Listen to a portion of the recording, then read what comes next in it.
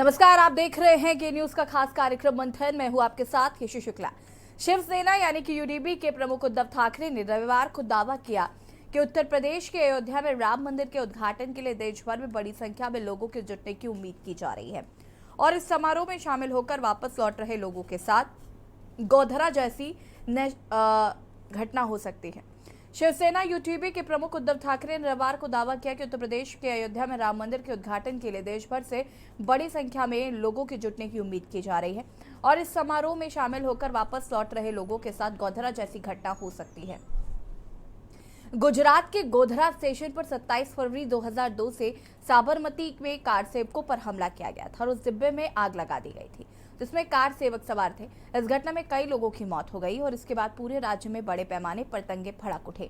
यहां से करीब 400 किलोमीटर दूर जलगांव में ठाकरे ने दावा किया कि ऐसी संभावना है कि सरकार राम मंदिर उद्घाटन के लिए बसों और ट्रकों में बड़ी संख्या में लोगों को आमंत्रित कर सकती है और उनकी वापसी यात्रा के दौरान गोधरा जैसी घटना हो सकती है। राम मंदिर का उद्घाटन लोकसभा चुनाव से कुछ महीने पहले जनवरी 2024 में होने की संभावना है।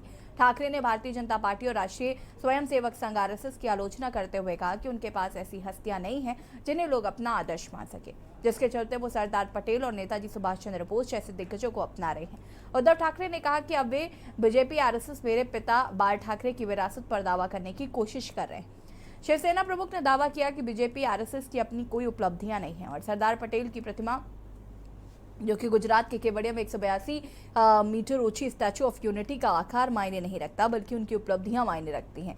उन्होंने कहा कि ये लोग सरदार पटेल की महानता हासिल करने के करीब भी नहीं है। भाजपा 2019 के विधानसभा चुनाव के बाद कांग्रेस और राष्ट्रवादी कांग्रेस पार्टी के साथ हाथ मिलाकर मुख्यमंत्री बनने के लिए बाल ठाकरे के आदर्शों को त्यागने के लिए अक्सर उद्धव पर निशाना साधती रही है।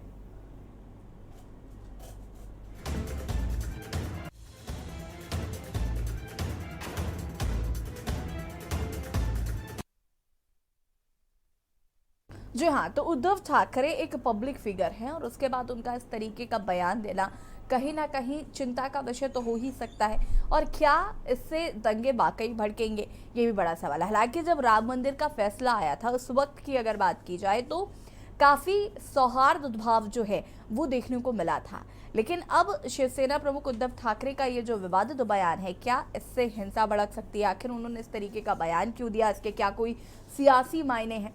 आज हम इसी पर चर्चा करेंगे और ये समझने की कोशिश करेंगे कि आखिर उद्धव ठाकरे के बयान का मतलब क्या है, वो कहना क्या चाहते हैं। हिमांशु भिवानी जी वरिष्ठ पत्रकार गुजरात से हमारे साथ जुड़ चुके हैं। बहुत बहुत स्वागत है हिमांशु जी आपका। सबसे पहले तो उद्धव ठाकरे का ये जो बयान सामने आया है इस पर क्या कहना चाहेंगे? क्योंकि देखिए, जब आप पब्लिक फिगर होते हैं, करोड़ों लोग आपको सुनते हैं और करोड़ों लोग कहीं ना कहीं आपकी बात का अनुसरण भी करते हैं। इससे कहा जाता है कि पब्लिक फिगर होने के नाते आप कोई भी वक्तव्य अगर रखते हैं तो उसको कहीं ना कहीं जांच पड़ताल के और बहुत तौल माप की बात कहनी चाहिए। लेकिन उद्धव ठाकरे ने जो गोधरा घटना का जिक्र करते हुए कहा कि राम मंदिर में जब उद्घाटन होगा तो वहां पर भी गोधरा जैसी घटना हो सकती है। गोधरा घटना बहुत अपने आप में एक दर्दनाक घटना थी और उसका जिक्र करना, इसके क्या राजनीतिक सियासी मायने हो सकते हैं? देखिए याशी जी, मैंने स्टेटमेंट सुना उद्धव ठाकरे जी का। हालांकि वो महाराष्ट्रियन भाषा में बोला गया था, सबटाइटल्स के साथ। बहुत सारी यूट्यूब चैनल वगैरह और सोशल मीडिया पे चल रहा है फिलहाल। उन्होंने कोई मतलब ऐसा नहीं कहा है कि होगा ही होगा। उन्होंने एक संभावना जताई है कि जब इतने तादाद में लोग आएंगे और बसों से, ट्रेनों से वगैरह, और कुछ जा रहे हैं वापस और कुछ, मतलब गोधरा का वाकया भी ऐसा वाकया था कि एक बातचीत हुई थी लोगों के बीच गोधरा के स्टेशन पे और उसमें से पूरा मामला बिचका था और पूरा का पूरा जो स्वरूप ले लिया वो बहुत ही गंभीर ले लिया था। तो उनका कहना ये था। देखिए, हमने देखा है पिछले दिनों में ट्रेन में जिस तरीके से हत्या हो गई थी, आरपीएफ के जवान ने जिस तरीके से गोली मार के किसी की हत्या कर दी थी, अपने सीनियर को भी मतलब साइडलाइन कर दिया था। तो ऐसी जब चर्चाएं एक उग्र स्वरूप ले लेती है, ऐसी कुछ संभावनाओं के उन्होंने बात की। मुझे लगता है कि ये जो बात की गई है, इस बात को मुझे लगता है तंत्र को, होम मिनिस्ट्री को, पैरामिलिट्री फोर्सेस को गंभीरता से लेना चाहिए और ये कहीं ना कहीं इसे आप मान सकते हैं कि एक इंडिकेशन है कि ऐसी कोई घटनाएं ना हो, ऐसे कोई वाकये ना हो, देश में कौमी एकता बनी रहे इसका प्रयास होना चाहिए। तो मुझे लगता है ये एक तरीके से अलर्ट किया उन्होंने सिस्टम को कि आप देखिए ऐसी संभावनाएं हैं, तो इन संभावनाओं के ऊपर आप एक्शन लीजिए और ऐसा देखिए कि ऐसा ना हो।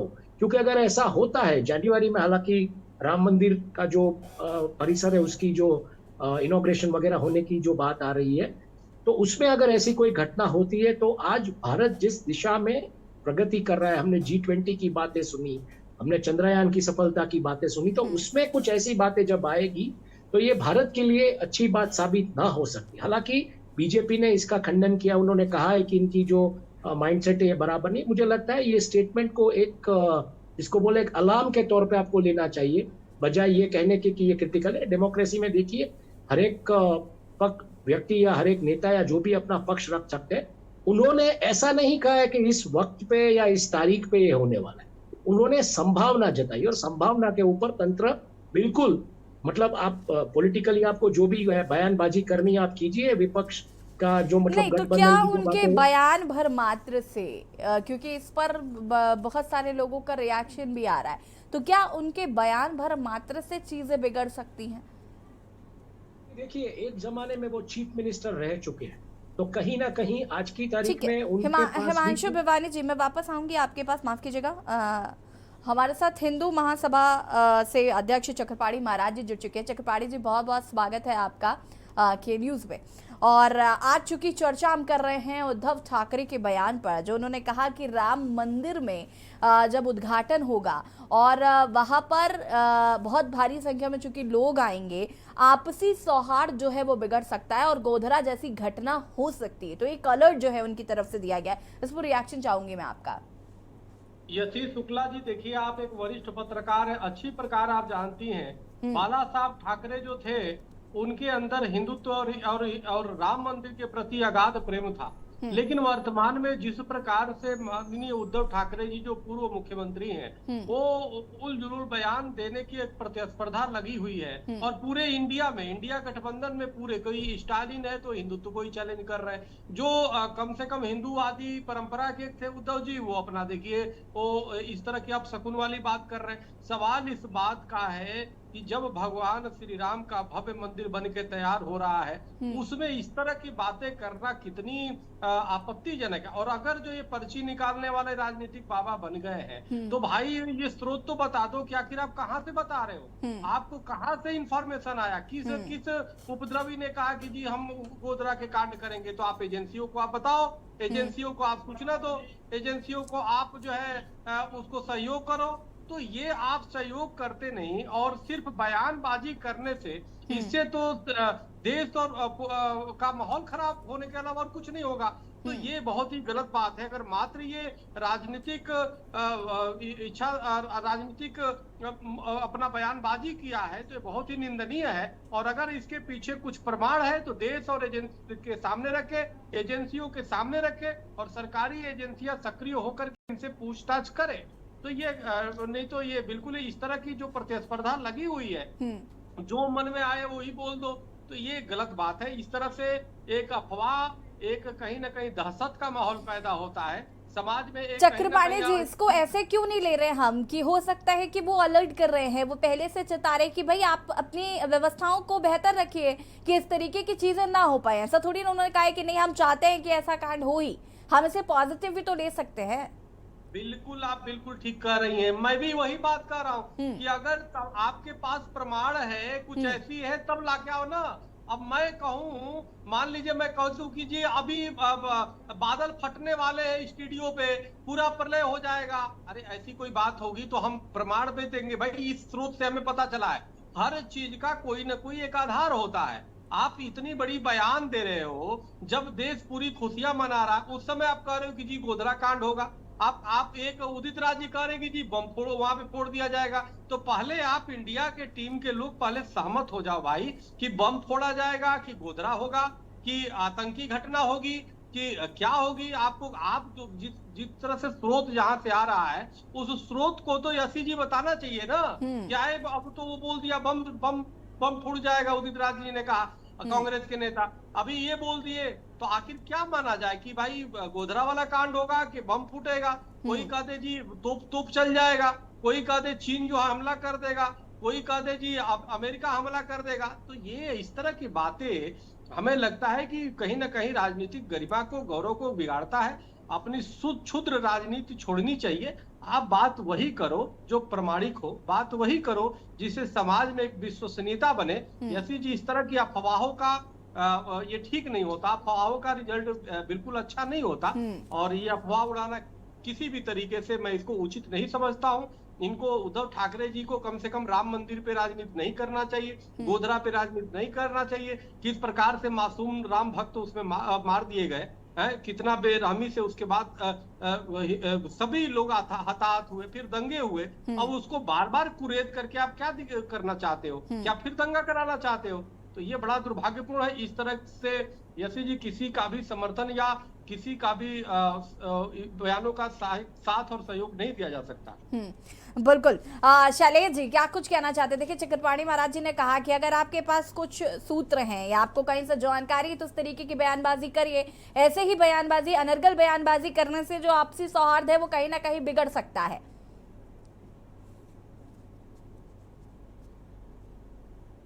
अनम्यूट कीजिएगा शैलेश जी। पहले तो सभी को नमस्कार जी। जैसा कि उद्धव ठाकरे ने बयान दिया है कि गोधरा कांड की पुनरावृत्ति हो सकती है, तो उन्होंने जो आशंका जताई है उस आशंका से हम सभी सहमत हैं कि ऐसा हो सकता है। उन्होंने आशंका जताई है, उन्होंने ये नहीं कहा है कि ऐसा हो ही जाएगा।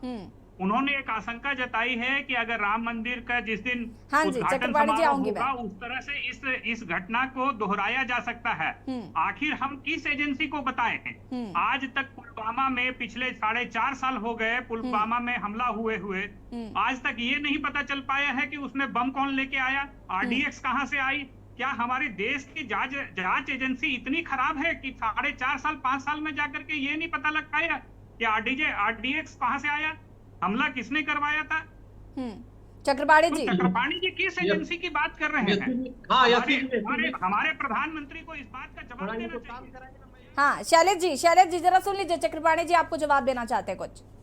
आदरणीय शैलेश जी, मैं जवाब नहीं देना चाहता, एक प्रश्न पूछना चाहता हूँ।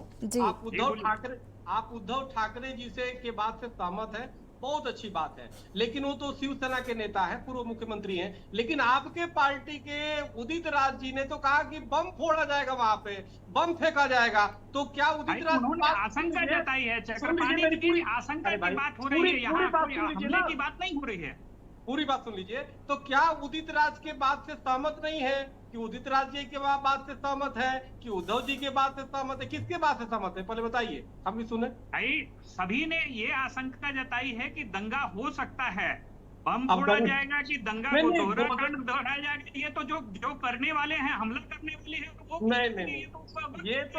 ये तो बताया नहीं जा सकता है कि आप लोगों ने पहले पता कर लिया था कि RDX कहां से आएगा और पुलवामा में बम फोड़ा जाएगा।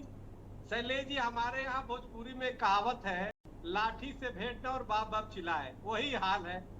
अरे कुछ हुआ नहीं, पहले ही दंगा, बम फोड़ देंगे, बम फूट जाएगा, बम फेंकेंगे, हाँ जी गोधरा हो जाएगा, हाँ जी चाइना हमला कर देगा। ऐसे अफवाह हमें लगता है नहीं उड़ाना चाहिए। आप लोग को क्षेत्र में जा करके आप लोग को मेहनत करना चाहिए। और लेकिन आप स्टालिन के बयान को दबाने के लिए इस तरह की बयान देने लगेंगे, ये बिल्कुल बात ठीक है। चक्रपाणी जी, ये आशंका की बात है, ये ऐसी संभावना व्यक्त की जा रही है। आज तक हम गोधरा कांड में कौन कौन से लोग थे इसको नहीं पकड़ पाए, और आशंका के आधार पर ही जाकर के हमने उनको सजा दिलाई जिन लोगों ने ये हमला किया था। आज ऐसी नौबत आ गई है कि कातिल आते हैं और भाजपा के नेता उसको माला पहनाते हैं। कातिलों को अगर बेल से छुट्टी मिलती है और भाजपा सांसद हजारीबाग में उन कातिलों को बुलाकर अपने घर में माल्यार्पण कराते हैं, उनका जुलूस निकालते हैं। एक कातिल को हम क्या दिखाना चाहते हैं, देश में क्या माहौल बनाना चाहते हैं? बीजेपी क्या करती है तो वो जाने और आप जाने। लेकिन मैं तो एक चीज देख रहा हूँ, स्टालिन ने बयान दिया कि जी हिंदू सनातन को जड़ से खत्म करेंगे, और आपके राष्ट्रीय अध्यक्ष खड़गे जी के पुत्र ने उनका समर्थन कर दिया, लेकिन आप मौन हैं। आपकी कांग्रेस पार्टी ने कहा भगवान राम काल्पनिक है, उस पे बताइए भगवान राम को काल्पनिक कह दिया। आपके श्री राहुल गांधी जी ने वीर सावरकर को अपमानित किया। आपके राहुल गांधी जी ने, आप देखो, कहा कि पुजारियों का देश नहीं है। आपके राहुल गांधी जी रोज आए दिन बोलते रहते हैं। कांग्रेस के राष्ट्रीय अध्यक्ष के पुत्र जो है स्टालिन का समर्थन कर रहे हैं। इस पे मैं इस पे जवाब दूं चक्रवाणी जी? मैं आप बिल्कुल दीजिए, बिल्कुल दीजिए। ऐसा था कि एक वकील जो कांग्रेस पार्टी में भी था, वो राम मंदिर, वो मस्जिद, बाबरी मस्जिद के तरफ से अपना लड़ाई लड़ रहा था। उसने ये बयान दिया कि काल्पनिक है। ये कांग्रेस का ऑफिशियली बयान कभी नहीं हुआ। जो सरकार कभी भी ऑफिशियली बयान नहीं था कि राम काल्पनिक है। अपना नहीं होता। नहीं, वकील अपनी बात रख सकते हैं। नहीं देता हमारा अगर वकील अपनी विचार नहीं दे सकता, तो नीरव मोदी के वकील सुषमा स्वराज के हस्बैंड थे, तो क्या ये भाजपा के वकील थे? वो तो वो जाने। विदेश मंत्री नीरव मोदी का, ललित मोदी के वकील जो थे वो नीरव मोदी के, मैं तो हिंदू सनातन की बात करता हूँ, मैं बीजेपी की प्रवक्ता नहीं हूँ। ललित मोदी के वकील जो थे सुषमा स्वराज के हस्बैंड थे, तो क्या ये समझा जाए कि भाजपा ने ललित मोदी को भगा दिया देश से? चलिए शैलेश जी, मैं वापस आऊंगी। शैलेश जी मैं वापस आती हूँ। हमारे साथ वरिष्ठ पत्रकार जी हिमांशु जी जुड़े हुए। हिमांशु जी, देखिए यहाँ पर चक्रपाणी जी भी इस बात को कह रहे हैं कि अगर आपके पास कोई सूत्र नहीं है, अगर आपको ये कहीं से खबर नहीं है, आप सिर्फ ये बात ऐसे ही कह रहे हैं क्योंकि आपके मन में ये बात आई और आपने एक शंका जताते हुए इस बात को जिक्र किया, जैसे कि शैलेश जी ने कहा कि उनको इस बात की शंका है। इस पर क्या कहना चाहते हैं? क्योंकि देखिए कहीं ना कहीं ये बात भी सच है कि अब जैसे उन्होंने उदित राज जी का जिक्र किया कि बम फोड़े जाएंगे, इस तरीके की चीजों से कहीं ना कहीं बचना नहीं चाहिए।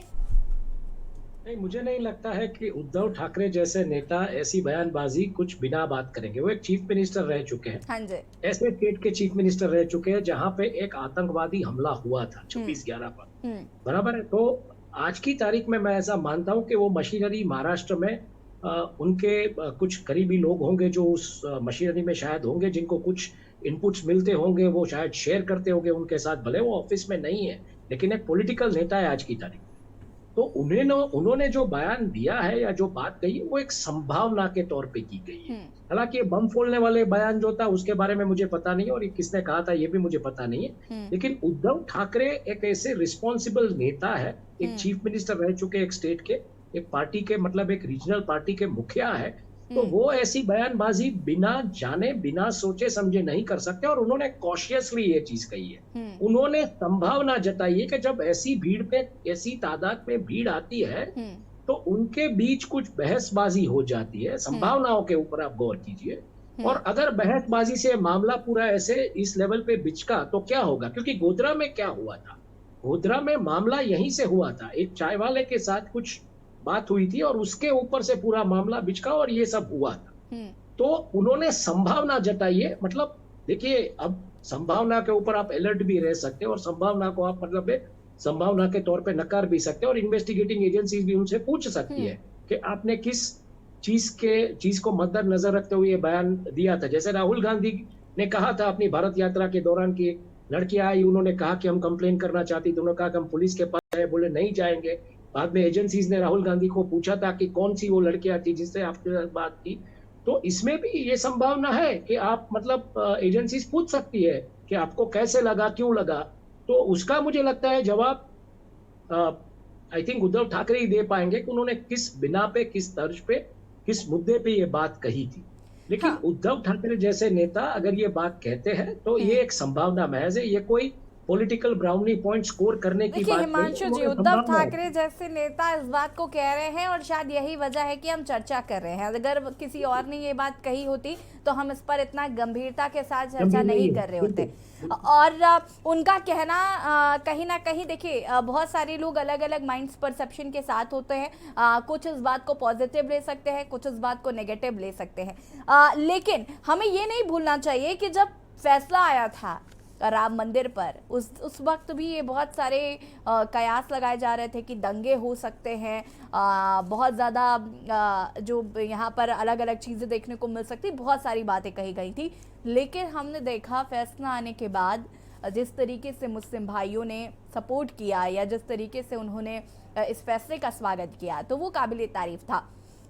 ऐसे में ये कयास लगाना, हम ये भी नहीं कह सकते हैं कि राम मंदिर में अब जब उद्घाटन होगा लोग आएंगे तो क्या हो सकता है, लेकिन इन सारी चीजों को भी तो हमें ध्यान में रखना पड़ेगा ना कि इससे पहले भी तो फैसला आया था या चीजें हुई थी। तो जिस तरीके से उस समय पे प्रशासन जैसे अलर्ट रहा था, हालांकि ऐसा नहीं था कि प्रशासन अलर्ट नहीं था, प्रशासन बिल्कुल अलर्ट था। तो कहीं ना कहीं इसको भी आगे संभावना के तौर पे लीजिए, प्रशासन अलर्ट रहे, प्रशासन ऐसी सूचनाएं दे कि इसका मतलब किसी तरीके से कोई कौमी एकता जो है उसमें कोई प्रॉब्लम नहीं होनी चाहिए, ऐसी मतलब भाईचारे की बातें रखी जाए। तो इसमें मुझे नहीं लगता है, एक प्रिकॉशनरी मेजर है। देखिए कोविड आया, कोविड क्यों आया? क्योंकि जो बेसिक प्रिकॉशंस हमको लेने चाहिए थे वो हम नहीं ले चुके थे या हम लेने में कहीं असफल रहे थे। तो ये प्रिकॉशंस की बात है। कोविड आ रहा है ऐसे कई नेताओं ने कहा था, लेकिन शायद हमने गंभीरता से इस चीज को नहीं लिया था। तो ये भी एक संभावना है। संभावना के ऊपर मुझे लगता है प्रशासन तंत्र, इन सब जो एजेंसीज है, इन सबको मिलके काम करना चाहिए। राजनीति अपनी जगह पे, राजनीतिक बयान आते रहेंगे, सही है गलत है जो भी है, लेकिन अगर ये संभावना है, अगर ये संभावना जताई गई है, कहा गया है कि ऐसा हो सकता है, तो प्रशासन को और न्याय व्यवस्था या जो भी होता है लॉ एंड ऑर्डर की जो एजेंसीज है उनको बिल्कुल मतलब एक सट्टे में रहना चाहिए और सोचना चाहिए कि अलर्ट रहना चाहिए कि ऐसी कोई संभावनाएं ना हो। क्योंकि जैसे मैंने कहा, भारत की जो एक छवि चंद्रयान से लेकर आज G20 की जिस तरीके से बातें हो रही है, उसमें भारत की छवि में कहीं दाग ना हो ऐसी घटनाओं को लेकर। तो मुझे लगता है इसको एक संभावना के तौर पे, एक अलर्ट के तौर पे लेना चाहिए। बिल्कुल। शैलेश जी क्या कहना चाहते हैं? देखिए जो उद्धव ठाकरे का बयान आया है, यहाँ पर चक्रपाणी महाराज जी को आपने सुना, उन्होंने कहा कि इस तरीके की बातें नहीं करनी चाहिए, या जो भी कहा है या तो उसको प्रूफ करके ये बात कहनी चाहिए। लेकिन जैसा कि हिमांशु जी कह रहे हैं कि वो पूर्व मुख्यमंत्री रहे हैं, एक अच्छे बड़े नेता हैं, दिग्गज नेता हैं, और अगर वो इस बात को कह रहे हैं तो ये बात एवं ही नहीं कह दी होगी उन्होंने, ज़रूर उसके पीछे कुछ ना कुछ वजह ज़रूर होगी। लेकिन ये भी कहा जा रहा है कि ये निगेटिविटी इतनी क्यों फैलाई जा रही है? क्या राम मंदिर मुद्दा जो है वो कहीं ना कहीं इंडिया के लिए एक प्रॉब्लम हो सकता है 2024 के लोकसभा चुनाव के लिए? और ऐसा हम नहीं कह रहे हैं, बीजेपी की तरफ से जो रिएक्शंस आ रहे हैं हम उन पर बात कर रहे हैं। देखिए, राम मंदिर बन रहा है, इसमें सारे लोग खुश हैं, सारे हिंदुत्व को, सारे सनातनी बहुत ही खुश हैं। कांग्रेस पार्टी भी इससे नाराज नहीं है, सभी लोग खुश हैं कि राम मंदिर वहां बनने लगा। एक सौहार्दपूर्ण माहौल में ये फैसला आया, प्रशासन अलर्ट था, किसी तरह की घटना नहीं हुई, और हम लोग सभी लोग यही चाहते हैं कि आगे भी इस तरह की घटना की पुनरावृत्ति ना हो, कोई गोधरा कांड ना हो। परंतु अगर उद्धव ठाकरे पूर्व सीएम रह चुके हैं, अगर उन्होंने कहीं ना कहीं संभावना जताई है तो कुछ ना कुछ तो इनपुट उन्हें मिला होगा या उन्हें आशंका हुई होगी, इसलिए उन्होंने संभावना जताई है। इसी तरह से कोविड जब आया था, राहुल गांधी ने 30 जनवरी को उन्होंने बयान दिया, 16 फरवरी को संसद में उन्होंने बयान दिया, आशंका जताई कि कोविड पे हम लोगों को अलर्ट रहना चाहिए। उनकी बातों को हास्यास्पद तरीके से प्रधानमंत्री ने भी लिया और सारे भाजपा के मंत्री ने लिया। उन्होंने फिर जाकर के 21 फरवरी को फिर से बयान दिया ऑफिशियली कि कोविड से हमें अलर्ट होना चाहिए।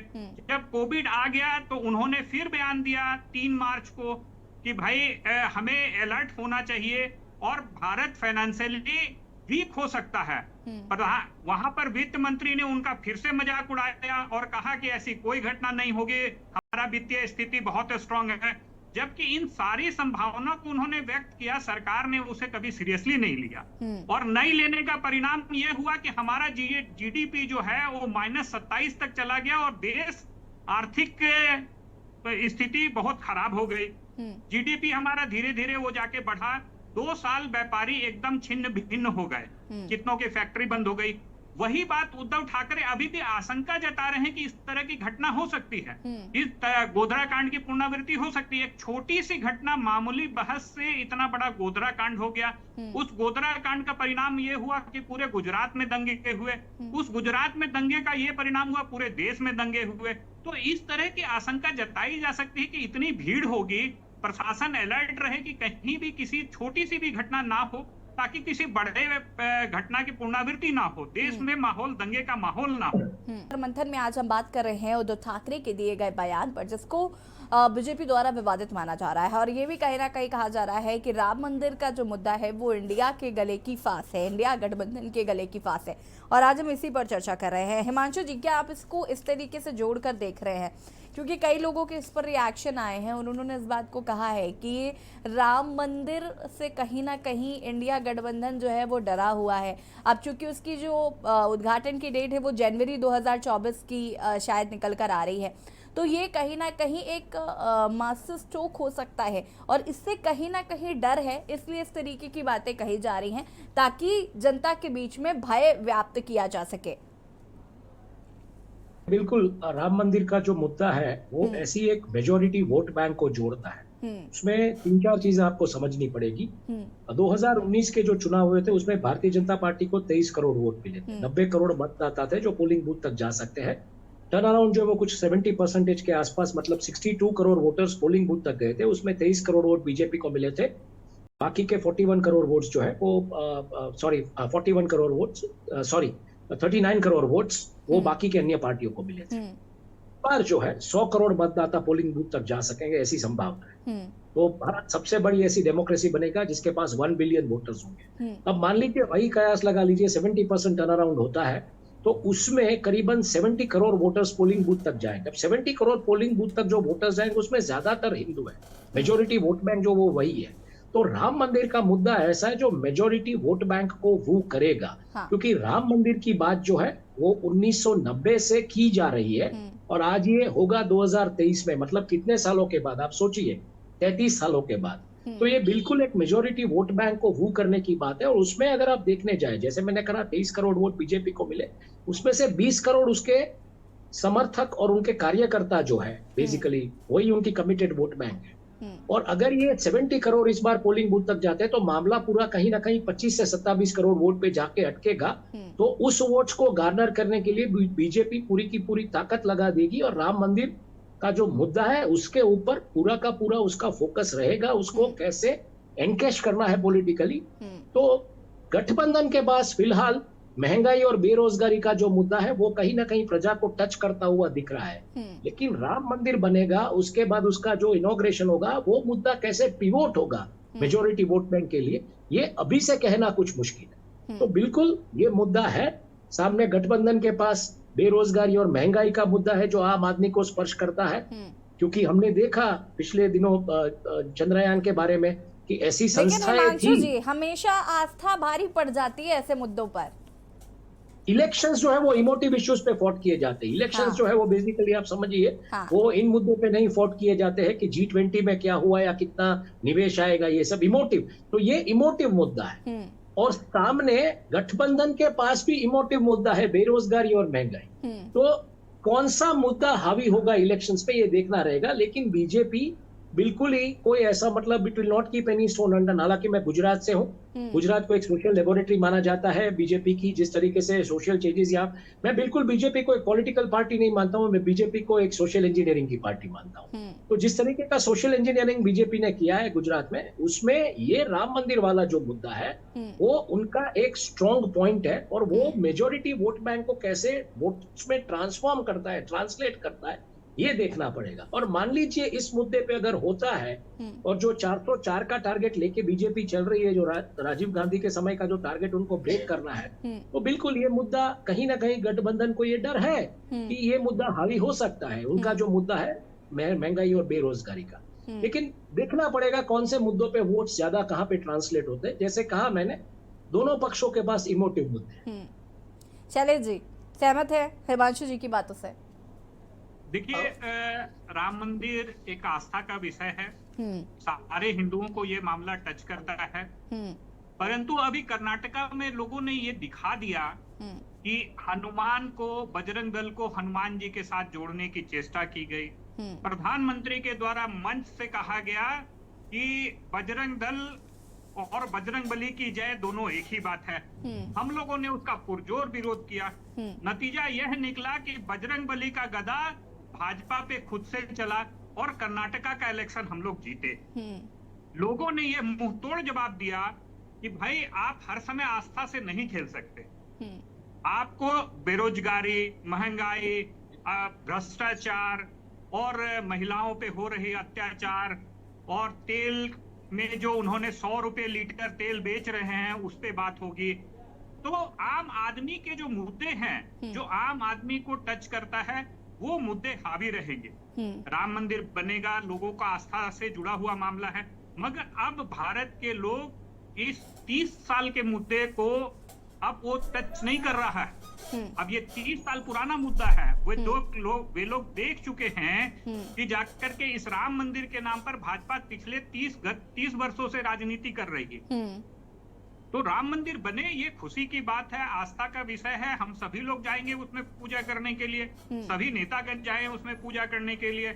तो ये आस्था का विषय हो सकता है, मगर लोगों से जो जुड़े मुद्दे हैं, महंगाई है, बेरोजगारी है, भ्रष्टाचार है। भ्रष्टाचार का चरम ऐसा हुआ कि 500,000 के नोट बंद हुए, 2000 चालू हुआ, तो भ्रष्टाचार भी उसी गुना में ही वृद्धि हो गई। भ्रष्टाचार घटने के बजाय जिस मुद्दे पे मोदी जी ने लड़ाई लड़ी थी, चुनाव लड़ा था 2014 का, 2019 का चुनाव लड़ा था, वो मुद्दा पूरी तरह से गौण रह गया। लोग वोटर अपने आप को छला हुआ महसूस कर रहे हैं। ठीक है, अशोक बजाज जी हमारे साथ जुड़ चुके हैं, बीजेपी के नेता हैं। जो अशोक जी, बहुत बहुत स्वागत है आपका। और सबसे पहला सवाल तो मेरा उद्धव ठाकरे के बयान को लेकर है। अगर आपने उनका बयान सुना हो, और इस पर राजनीति काफी जोरों शोरों से हो रही है कि उन्होंने कहा कि राम मंदिर का जब उद्घाटन होगा उस वक्त गोधरा कांड जैसी घटना हो सकती है, ऐसी संभावनाएं हैं। तो एक तरीके से ये कहीं ना कहीं उन्होंने पहले ही आपको अलर्ट किया है। क्या कहना चाहेंगे इस पर?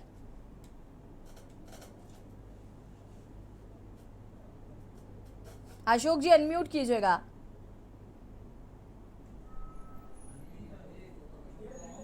अशोक जी अनम्यूट कीजिएगा, आपकी आवाज नहीं आ पा रही है।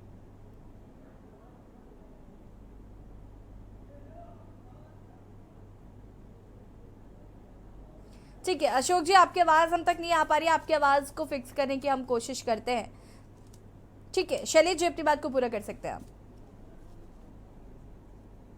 मैं उसी पे कह रहा था कि चाहे उद्धव ठाकरे जी हो या अन्य नेता हो, ये सारे लोग सिर्फ बयान दे रहे हैं और इन्होंने ये संभावना व्यक्त कर रहे हैं। ये कुछ ऐसा नहीं कह रहे हैं कि हाँ भाई दंगा हो ही जाएगा। वे प्रशासन को और सरकार को चेताना चाहते हैं कि इस तरह की घटना की पुनरावृत्ति ना हो, आगे इस तरह की कोई घटना ना हो, इसलिए जाकर के ये संभावना व्यक्त की जा रही है। आज बाला साहेब ठाकरे हिंदुत्व के बहुत बड़े नेता थे। अगर उद्धव ठाकरे कुछ भी बयान दे रहे हैं तो वो हिंदू हित में ही अपने बयान को जता रहे हैं। वो कोई ऐसी बयान नहीं कर रहे हैं। दंगा होता है तो सारे मानव जाति के लोग मारे जाते हैं, चाहे वो हिंदू हो या मुस्लिम हो, बिल्कुल सभी लोग उसमें प्रभावित होते हैं। तो ऐसी दंगा ना हो, ऐसे इस तरह की कोई घटना ना हो, इसीलिए जाकर के ये संभावना जता रहे। देखिए, ये भी मानना है ना कि अब आजकल सारे जो बयान आ रहे हैं वो ऐसे सनातनी विरोधी क्यों आ रहे हैं। चाहे वो स्टेलिंग का बयान हो, उस पर फिर प्रियंक खरगे का समर्थन करना हो, या उदित राज जी का जो बयान है, या फिर ये उद्धव ठाकरे का जो बयान है, इसमें ये सनातन कहाँ से इन्वॉल्व हो रहा है? देखिए, इस तरह की कोई बात नहीं है कि इसमें सनातन धर्म को कहीं से कटघरे में खड़ा किया जा रहा है। ये जितने भी लोगों का नाम आपने लिया, ये सारे सनातनी लोग ही हैं। ये कोई भी दूसरे धर्म के लोग नहीं हैं। ये सारे सनातनी धर्म से लोग जुड़े हुए हैं और सभी सनातनी ये चाहते हैं कि सनातन धर्म की रक्षा हो। और यही संभावना, ये सारे लोग यही बात कर रहे हैं कि जो, जैसे आपने अभी कहा कि उद्धव ठाकरे ने बयान दिया या खड़गे जी के बेटे ने बयान दिया, ये सामाजिक में समरसता की बात करते हैं कि सारे समाज में मानव जाति है, उस मानव जाति के लोग समरसता में रहें, सभी को बराबर का न्याय मिले, सभी को बराबर का हक मिले, इस बात की गणना कर रहे हैं, इस बात को वो लोग रख रहे हैं। वे कभी भी सनातन धर्म को कटघरे में नहीं खड़ा कर रहे। आज जाकर के स्टालिन के घर में अगर शादी ब्याह होती है या पूजा पाठ होता है तो वो हिंदू सनातनी प्रवृत्ति से होता है। तो आखिर वे सनातनी होकर के सनातन धर्म का क्यों विरोध करेंगे? अशोक बजाज जी, क्या आप सुन पा रहे हैं? क्योंकि आरएसएस या जाकर के भाजपा उस समरसता की बात को नहीं करती है। वे सिर्फ जाकर के हिंदू की बात करती है और हिंदू का भी उन्होंने कभी भला नहीं किया। उनका सिर्फ एक ही एजेंडा रहता है, किसी तरह से दंगा हो जाए और मेजर वोटर जो हैं सनातनी धर्म के लोग, हिंदू धर्म के लोग, उनको किस तरह से पोलराइज किया जाए, सिर्फ इसी बात की चेष्टा उन लोगों की भाजपा की रहती है। अशोक बजाज जी, आवाज आ रही है आपको? हाँ, आपकी आवाज आ रही है, मेरी आवाज आ रही है आपको? हाँ जी, हाँ जी, अपनी बात पूरी कर सकते हैं आप जी। मैं कह रहा हूँ कि ये माननीय उद्धव ठाकरे जी का जो बयान आया है, ये बहुत ही दुर्भाग्यजनक बात है कि एक बाल ठाकरे के पुत्र के द्वारा ऐसा बयान आ रहा है।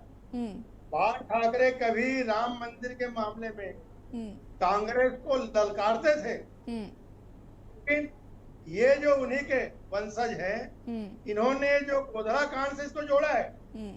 आप देख लीजिए कि गोधरा कांड के बाद गुजरात में कितना बदलाव आया है, गुजरात का कितना विकास हुआ है, और गुजरात आज पूरी तरह से एक आदर्श राज्य के रूप में स्थापित हुआ है। वहां जो सद्भाव है और वहां जो मैत्रीपूर्ण व्यवहार है, आज और दुनिया में आपको कहीं देखने को नहीं मिलेगा। अशोक जी, गोधरा कांड से जोड़ा नहीं है, उन्होंने सिर्फ इतना तो कहा है कि गोधरा कांड जैसी घटना हो सकती है, सरकार ध्यान दे। अगर वो चिंता जता रहे हैं, वो तो चिंता जता रहे हैं, चिंता व्यक्त कर रहे हैं। देखिए, ऐसी आशंका जब सुप्रीम कोर्ट से फैसला आने वाला था, तब भी एक आशंका व्यक्त की गई थी कि अगर हिंदुओं के पक्ष में आ जाएगा तो देश में दंगा हो जाएगा, अराजकता फैल जाएगी, खून खराबा हो जाएगा, ऐसी बातें फैलाई गई थी। लेकिन आपने देखा कि शासन की चुस्त दुरुस्त व्यवस्था के कारण, मोदी सरकार की दूरदर्शिता के कारण आपने देखा कहीं पत्ता भी नहीं खड़का, और सभी वर्ग के लोगों ने सुप्रीम कोर्ट के फैसले को माना, सराहा और सबने स्वागत किया। इसके बाद जब राम मंदिर का भूमि पूजन हुआ, तब भी इसी प्रकार की आशंका व्यक्त की गई कि दंगा हो जाएगा, खून खराबा हो जाएगा, एक वर्ग नाराज है या उनके अंदर कोई प्रकार का क्रोध है जो दावा न रहे दहक जाएगा। लेकिन ऐसा नहीं हुआ। बहुत ही शांतिपूर्ण ढंग से, सद्भावपूर्ण वातावरण में राम मंदिर के निर्माण का भूमि पूजन कार्यक्रम हुआ। और इसी तरह से आप विश्वास करिए कि जो राम मंदिर का नवनिर्मित राम मंदिर है, इसका शुभारंभ होगा, अद्भुत होगा, आकर्षक होगा, भव्य होगा, सद्भाव से होगा, शांतिपूर्ण ढंग से होगा, और सब मिलजुल कर करेंगे। ये हम देखेंगे और पूरी दुनिया देखेगी। और जिस प्रकार से ठाकरे जी बयान देके आज एक वर्ग को उद्वेलित करने का प्रयास कर रहे हैं, और इंडिया जो बनी है कथित पार्टी का गठबंधन है, उसके साथ इनकी दोस्ती मिलने के बाद इनके विचारधारा में जो दुर्भावना आ गई है, जो प्रदूषण आ गया है, उसके कारण ये उनकी भाषा बोल रहे हैं। शैलेश जी, जो बात ठीक है, शैलेश जी जवाब दीजिए।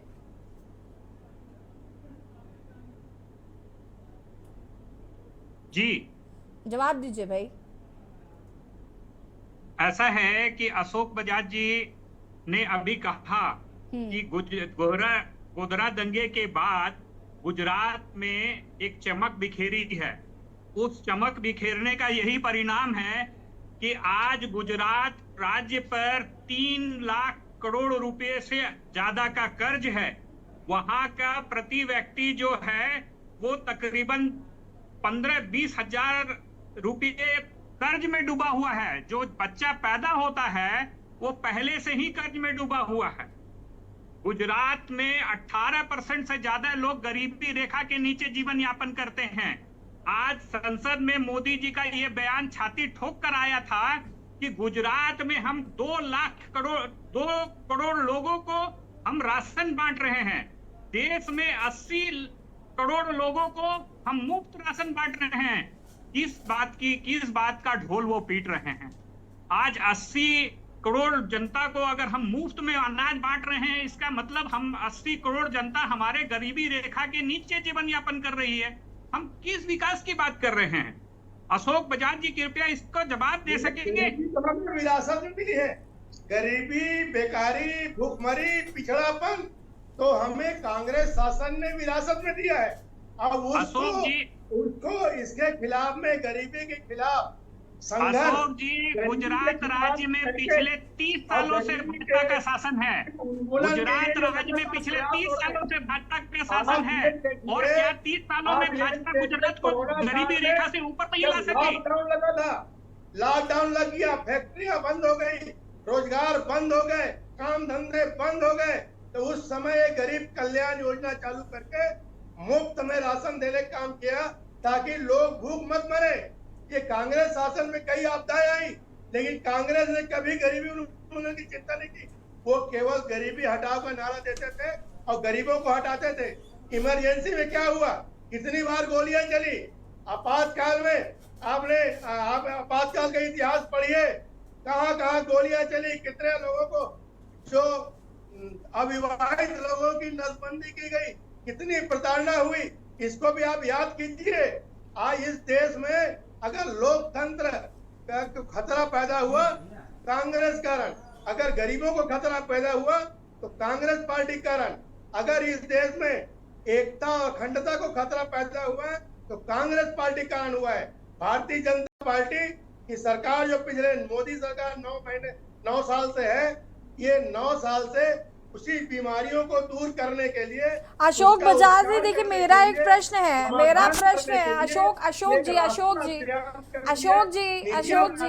अशोक जी रुके जरा। गुजरात की राजनीति में फिर कभी चर्चा करेंगे, बात यहाँ पर राम मंदिर की हो रही है। और मैं ये जानना चाहती हूँ कि अगर उद्धव ठाकरे जी, जो कि पूर्व मुख्यमंत्री रह चुके हैं, हम प्रीवियस ये सारी बातें कर चुके हैं कि उनके जैसा जिम्मेदार व्यक्ति अगर इस तरीके की बात कर रहा है तो आखिर इस पर जांच तो होनी चाहिए और साथ ही साथ पूछताछ करके ये भी पता करना चाहिए कि क्या उनके ऐसे कुछ सोर्सेज हैं, और अगर ऐसा है तो इस पर आगे काम करने की जरूरत है। ये सवाल आपने मैडम मुझसे किया है। जी इसको नेगेटिव लेने की क्या जरूरत है, इसको आप एजेंडा क्यों बना रहे? मैडम, इनको पॉजिटिव ढंग से सोचना चाहिए, सकारात्मक दृष्टिकोण होना चाहिए। राम मंदिर जो बन रहा है देश के आस्था का सवाल है और ये किसी एक धर्म वाला मामला नहीं है। राम भगवान इस देश के अवतारी पुरुष थे, तो इस देश में रहने वाले हर व्यक्ति के वो आस्था के केंद्र हैं, सबके लिए वो प्रेरणा के स्रोत हैं, सब उसको मानते हैं और मानना चाहिए। लेकिन जिस ढंग से उद्धव ठाकरे जी ने बयान देके नए सिरे से चर्चा छेड़ दिया है, ये बहुत गलत है। और इस देश में की जो शांति व्यवस्था है, जो सद्भाव और शांतिपूर्ण वातावरण है, उसको उद्वेलित करने का काम उद्धव ठाकरे कर रहे हैं। और ये जिस ढंग से खड़गे और राहुल गांधी जैसे लोगों के साथ इनकी मित्रता हुई है, उसी का दुष्परिणाम है कि इनकी विचारधारा में भी कटुता आ गई है, इनकी विचारधारा। चले जी, देखिए अशोक जी कहना चाह रहे हैं कि उद्धव ठाकरे जी अच्छे व्यक्ति हैं, वो इस बात को स्वीकार करते हैं, लेकिन आप लोगों की संगति में आके वो इस तरीके की बयानबाजी कर रहे हैं, इस पर क्या कहना चाहेंगे? पहले तो अशोक जी को जय सिया राम। अभी सबसे अच्छी बात क्या आई है कि उद्धव ठाकरे ने संभावना व्यक्त की है, इसको पॉजिटिव लेना चाहिए और इस तरह की घटना की पुनरावृत्ति ना हो, ये हम लोगों को विचार करना चाहिए। गृह सचिव को या गृह मंत्रालय को भेजना चाहिए, वो मुख्यमंत्री हैं, लेकिन इस ढंग से सार्वजनिक रूप से बयान देने का अर्थ क्या है, उनकी नीयत क्या है, आप ये देखिए। अशोक जी इस संभावनाओं पे आ रहे हैं, अभी उन्होंने संभावना व्यक्त की है, ये तो गृह मंत्रालय का कार्य बनता है कि वो जाकर के उद्धव ठाकरे जी से पूछे कि भाई आपने कैसे ये संभावना व्यक्त की।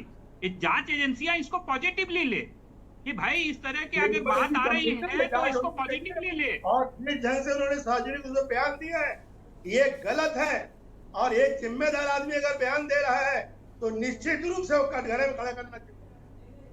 ये इसको पॉजिटिव लेनी चाहिए, क्योंकि पूर्व में भी हमने देखा है कि जब भी विपक्ष से बयान आया है सरकार उसको मुद्दा बनाने की कोशिश की है, सरकार ने कभी भी उसको पॉजिटिवली नहीं लिया। कोरोना में हम इस बात को झेल चुके हैं, पूर्व में राम मंदिर की घटना में भी इस तरह की बात झेली जा चुकी है, तो सरकार को इन संभावनाओं को पॉजिटिवली लेना चाहिए था और इसकी जांच करानी चाहिए। और भाजपा जितनी ही इस बात को तूल देगी, जैसे कर्नाटका में हनुमान जी का गदा चला था भाजपा के ऊपर और वो चुनाव हार गई थी, भाजपा जितना इसको मुद्दा बनाएगी, इस बार रामचंद्र जी का तीर चलेगा भाजपाइयों पे और जाकर के फिर से कांग्रेस विजयी होगी और पता नहीं चला है अभी पूरे भारत में इंडिया का राज होगा, कर्नाटक में राज होगा और किसी तरह की बात को अब देश की जनता वोट नहीं देने वाली है। हनुमान जी का रामचंद्र जी की कृपा इस बार कांग्रेस पार्टी पे बरसने वाली है। चलिए ठीक है, हिमांशु जी का रुक कर लेते हैं जरा, एक सेकंड। अशोक जी अशोक जी मैं वापस आऊंगी आपके पास। मनोरंजन की वस्तु का राम सीता कभी हुए नहीं और वो पति पत्नी थे नहीं, राम सेतु कभी बनाया नहीं उन्होंने। ये बातें आपने सुप्रीम कोर्ट में हलफनामा दिया है, ये पब्लिक पोर्टल में है, ये डोमेन में है। कभी भी किसी पब्लिक पोर्टल में कांग्रेस का ये कभी ऑफिशियल बनाया नहीं रहा है। एक सेकंड अशोक जी और शैलेश जी रुके जरा। हिमांशु जी मेरा सवाल था, जैसे कि अभी यहाँ पर अशोक जी ने कहा कि इतने जिम्मेदार व्यक्ति हैं उद्धव ठाकरे जी, और अगर उनको शंका थी तो वो गृह मंत्रालय को चिट्ठी लिखते, अपनी बात बताते, सार्वजनिक मंच से कहने की उनकी क्या मंशा थी। दूसरा सवाल मेरा ये भी है कि कर्नाटक का जिक्र अभी यहाँ पर शैलेश जी कर रहे थे कि जो कर्नाटक चुनाव में हुआ कि वहाँ पर ये आस्था का मुद्दा भारी नहीं पड़ा और कांग्रेस की सरकार हो गई वहाँ पर, तो क्या लोग अब इसे हर एंगल से देखने लग गए हैं? अब सिर्फ आस्था ही नहीं है, अब जो अन्य मुद्दे हैं उनको भी। और कहीं ना कहीं देखिए कर्नाटक में तो हम सभी जानते हैं कि राज्य सरकार की विफलताएं थी जो कहीं ना कहीं बीजेपी को वहां ले डूबी। नहीं, यही बात है। देखिए इसमें जैसे कहा कि आधा गिलास भरा हुआ है आधा गिलास खाली है, दोनों तरह से दलीलें हो सकती है। एक दलील ये भी है कि उनको अगर लगा कि कुछ है, ऐसी संभावनाओं के ऊपर उन्होंने बात की। अब दूसरा पक्ष ये भी हो सकता है कि आप जाके गृह मंत्रालय को या एजेंसीज को बताइए। अब अगर नहीं गए और जाहिर मंच से बोला है तो गृह मंत्रालय बाकी की जो एजेंसी है उसकी जांच करे, उनको पूछे कि आपको कैसे पता चला, और दूध का दूध पानी का पानी हो जाए। पहली बात ये, इसके ऊपर राजनीति करने से अच्छा है अगर ये बात आई है तो इस बात में तथ्य कितना है, इस बात में मतलब क्या सही में संभावनाएं है, तो उसके ऊपर आप जांच कीजिए, तहकीकात कीजिए। उद्धव ठाकरे आज एक आम नागरिक है, वो मतलब अभी वो पक्ष के नेता भले हैं लेकिन वो चीफ मिनिस्टर नहीं है, वो आम नागरिक है। आप पूछ सकते हैं और वो आपको कोऑपरेट भी करेंगे, वो मतलब ऐसे नेता है। दूसरी बात जो आपने रखी कि क्या ये मुद्दा मतलब धर्म की जो बात है या ये मुद्दा टच करेगा या नहीं करेगा, मैं यही इसी के ऊपर मैं चल रहा हूँ 50-50%, क्योंकि दोनों पक्ष के पास, भारतीय जनता पार्टी के पास अगर मान लीजिए कि 1990 से राम मंदिर की बात थी तो आज ये राम मंदिर एक स्वरूप ले रहा है, एक आकार ले रहा है। जनवरी 2023 में जब इसकी तारीख जो आ रही इनॉग्रेशन की वो जब होगा तो ये किस दिशा में ये वोट्स को ट्रांसलेट कर पाएगा, किस तरीके का मैग्नेट बनेगा वोट्स के लिए, खास करके जो बहुमूल जो हिंदू प्रजा जो है वो किस तरीके से जाएगी, वोट्स पे कैसे ट्रांसलेट होगा, ये अभी से कहना मुश्किल है। हालांकि जैसे मैंने कहा गठबंधन के बाद पास भी बहुत ही स्ट्रॉन्ग मुद्दा है बेरोजगारी, भ्रष्टाचार और महंगाई का, क्योंकि महंगाई भी अब ऐसी हो गई है कि जीएसटी वगैरह जो कलेक्शन आ रहा है उसमें जो दाम है वो दाम इस लेवल पे बढ़ गया। आप इंश्योरेंस के मतलब कवर के दाम ले लीजिए, व्हीकल इंश्योरेंस के वगैरह, तो इतने बढ़ गए, तो ये सब मुद्दे भी है। तो वोट्स वो कितना ट्रांसलेट कर पाएगी ये भी देखना पड़ेगा। तो फिलहाल ये कयास लगाना कि ये मुद्दा इसके ऊपर भारी पड़ सकता है। कर्नाटका के चुनाव में बिल्कुल राज्य की कुछ विफलताएं थी। बेसिकली राज्य में अगर आप मतदाताओं की बात करें तो एक एजुकेटेड वोटर क्लास है वहाँ का, इंफॉर्मेशन टेक्नोलॉजी पढ़ने और उसमें काम करने वाले लोग हैं, तो वो भी एक इम्पैक्ट रहता है। लेकिन जब आप पूरे भारत के परिप्रेक्ष्य में अगर ये बात करें तो ये मतलब एक ऐसा कंपैरिजन भी हो सकता है कि गुजरात में 156 सीट्स आई, तो ये कंपैरिजन कि कर्नाटका में हार गए गुजरात में जीत गए, ये कंपैरिजन आप लोकसभा का जो चुनाव होता है उसमें आप नहीं डाल सकते। लोकसभा के मुद्दे जैसे मैंने कहा इमोटिव मुद्दे, दोनों पक्ष के पास इमोटिव मुद्दे हैं। एक तरफ लोगों की जेब कहीं ना कहीं खाली है, नौकरियों की समस्या है। अगर आप गुजरात के विकास की भी बात करें तो गुजरात में भी मतलब नौकरियों की समस्या है, बड़े बड़े शहरों में नौकरियां हैं लेकिन गांव के दूर दराज के गांव वगैरह में जो semi urban centres, urban centres जो भी है वहां पे कुछ ना कुछ मतलब जिस तरीके से शोरूम्स, मैं तो एक बिजनेस जर्नलिस्ट हूँ, तो मैं इन सब लोगों पे जाके मिलता हूँ, शोरूम्स पे बैठता हूँ, मेडिकल फार्मेसीज पे बैठता हूँ। जो व्यापार था एक जमाने में वो आज नहीं है। तो ये सब चीजें, देखिए गवर्नमेंट का टैक्स कलेक्शन बढ़ रहा है, लेकिन व्यापार और डिमांड जिस तरीके से होनी चाहिए वो नहीं है। लोगों के हाथ में डिस्पोजेबल इनकम नहीं, तो देखिए ये भी हिमांशु जी, मुद्दा है। कहीं ना कहीं अब ये देखना होगा कि जो भी ये बयान है इसको कितना ज्यादा पॉजिटिव या किस तरीके से नेगेटिव लिया जाता है, लेकिन हम सभी चाहते यही हैं कि गोधरा जैसी घटना दोबारा ना हो और इस पर क्योंकि देखिए क्यों ऐसा नहीं होना चाहिए। जैसे मैंने बार बार आपके इस शो में कहा है कि भारत की सिद्धियां देखिए आप, आज भारत का दौर है, आज भारत का सिक्का चल रहा है। दुनिया को भारत की जरूरत है चीन के सामने टक्कर लेने के लिए। अगर उसमें कुछ ऐसी बात आ जाती है, अब ये G20 माफी चाहूंगी वक्त की एक लाख G20 का अगर आप डिक्लेरेशन देखेंगे तो उसमें भी ये बात आई कि एथनिक वायलेंस वगैरह को हमको कैसे टैकल करना है। तो जब ये दिल्ली डिक्लेरेशन में बात आई है तो आपको बहुत ही मतलब एक सतर्क रहना पड़ेगा। बिल्कुल, बहुत बहुत शुक्रिया आप सभी का चर्चा में शामिल होने के लिए और एक साथ डिबेट में हिस्सा लेने के लिए। और बता दें कि मंथन में आज हम बात कर रहे थे उद्धव ठाकरे के बयान को लेकर। उद्धव ठाकरे ने जो बयान दिया है उसमें उन्होंने कहा है कि राम मंदिर के उद्घाटन के वक्त गोधरा जैसी घटना ना हो, उस पर ध्यान देना चाहिए। अब इसको लेकर राजनीति शुरू हो गई है क्योंकि उद्धव ठाकरे पब्लिक फिगर है, साथ साथ एक जिम्मेदार व्यक्ति हैं। क्या उनके पास कहीं से ये इनपुट है, ये तमाम चीजें, हालांकि गृह मंत्रालय इस पर किस तरीके से एक्शन लेगा ये भी देखना होगा। मंथन में फिलहाल इतना ही। देखते रहिए के न्यूज़ इंडिया। नमस्कार।